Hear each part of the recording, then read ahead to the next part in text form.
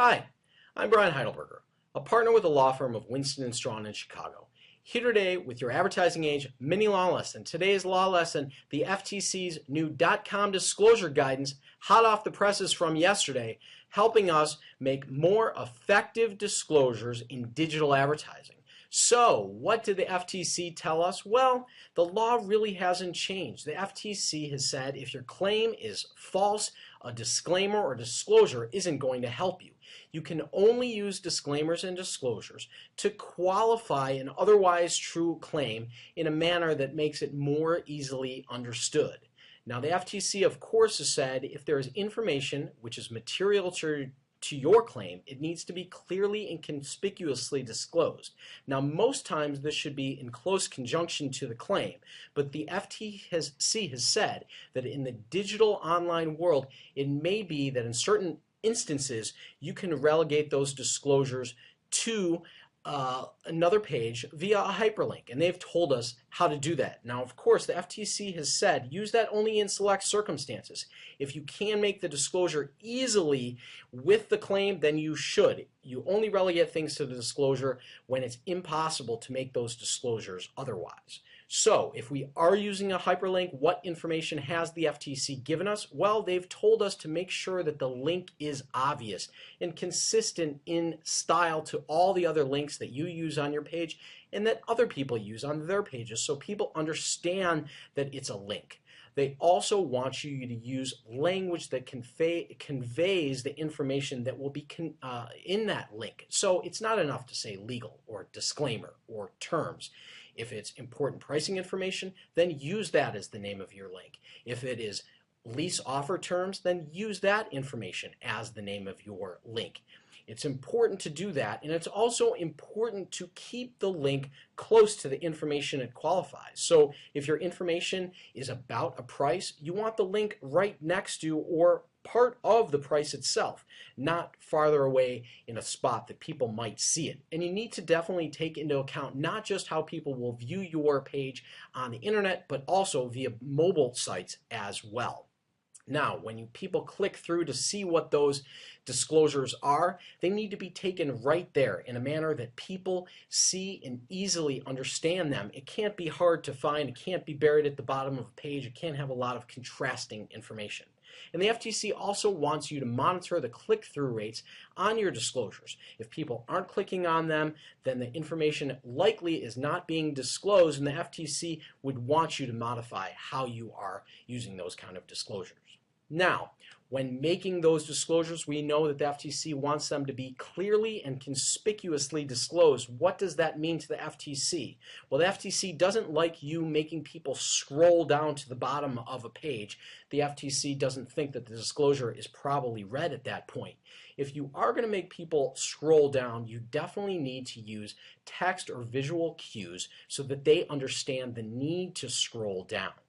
Now, they want you to make disclosures at times with the claim itself and then also in a product shopping cart. Don't relegate important material limitations to your product sale to a shopping cart. It probably should be in the product description as well. Now, they want you to repeat disclosures that are important in various spots on your website to make sure that people see it. And this is especially true with long websites. They want your limitations to be easily read and understood. And that's hard for lawyers, but we got to try to make them written in a way that people can read them very quickly and understand them. At the end of the day, what the FTC has told us, listen, we understand that it might be hard to make your claim and to give all the qualifications, but if you can't do it in a way that people don't understand it, then you shouldn't be making the claim at all. Now, the FTC has given us a bunch of examples that I think are helpful. Let's take a quick look at them. In this one, they disclose a price for this camera, but that price requires a contract for service. You see how the contract for service is on the same page, but it's separated and probably in a spot that the user's eyes might not read it. Because of that, the FTC believes that this contract requirement is not properly disclosed. Now, they also give us an example in the mobile context. You see that same disclosure of the contract is on the left-hand side, But when you flick to make that disclosure more easily readable on the price, you notice that the whole thing about the service contract gets completely cut out, and all you see is the price with no information of the service contract. And the FTC doesn't like that because they want us to consider mobile use as well.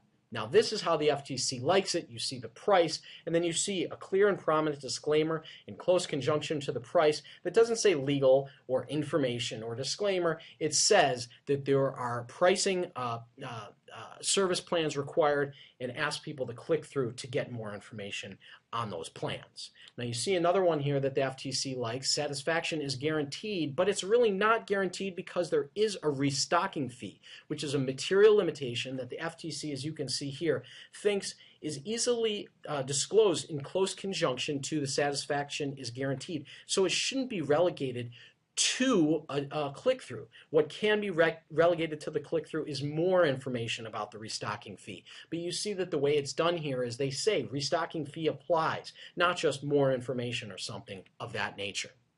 Now in this example, the FTC shows a hyperlink for a 3/4 cut diamond, but in truth, not all diamonds are 3/4 carat. Some are smaller, some are larger. Now the link itself, the FTC has said, is not sufficient disclosure that the diamonds aren't necessarily 3/4 carats.